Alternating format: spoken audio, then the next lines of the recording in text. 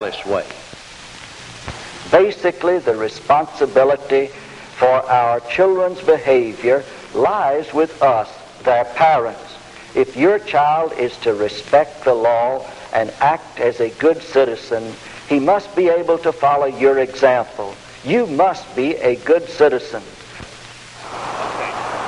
As a representative of 30,000 Dallas laboring people, I am instructed by our membership to make it very clear and certain where we stand.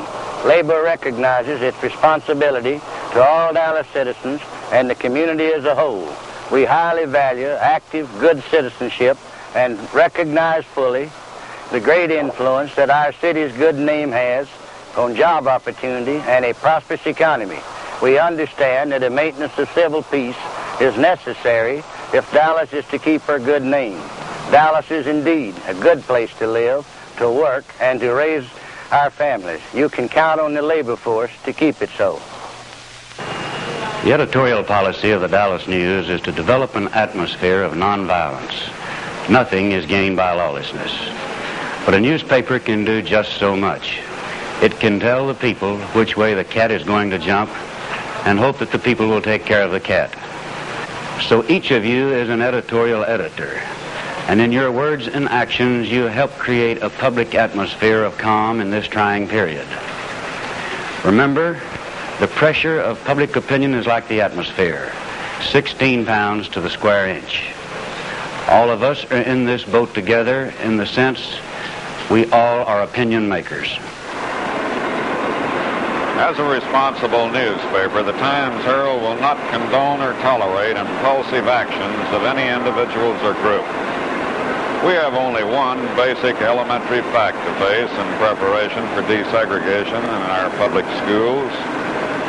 It is simple, it is just, it is realistic, it is mandatory. Our people must maintain unqualified respect for law and order. Violence affects the whole community, just not a few isolated segments of the school or business public. Violence not only disrupts business and education, but undermines the health and morale fiber of all citizens. Extremist elements and self-seeking individuals come into control, and the city's children are forced to bear alone a burden which is rightfully an adult responsibility. Every citizen has the privilege to live his life according to his own views, so long as he acts within the law.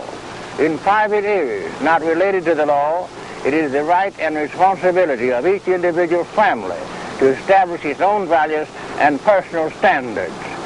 The wise parent prepares his child to accept and adjust to the changed school situation, and at the same time establishes for his child values for private relationships. The person who resorts to violence is bad. Citizens who deserve the condemnation of his neighbors. He will be arrested as a lawbreaker. He will be deprived of the support and following of his neighbors. He will stand alone. There have always been a few individuals in any city whose cure-all for any problem is to meet it with violence. In Dallas, these few individuals will stand alone.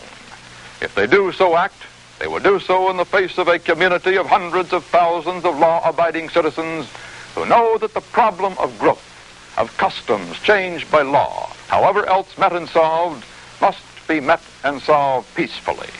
In this knowledge, in the actions of good citizens, acting in this certainty, the changing face of Dallas will remain unscarred.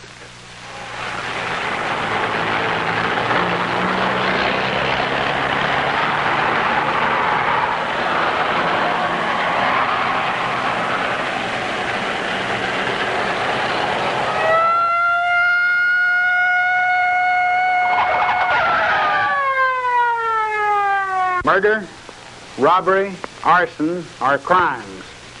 Violence, civil disorder, riot are crimes equally punishable under the law. A law enforcement officer is obligated, regardless of personal opinion, to uphold the law and see that it is enforced. This will be done in Dallas. Every officer in the Dallas Police Department has been thoroughly trained in the techniques of handling unruly crowds. The officers will perform their sworn duty. They will protect the rights of all citizens and preserve peace and order in our community. The police will devote their energies to controlling those few who do not have the judgment and character to obey the law. We know who those few are.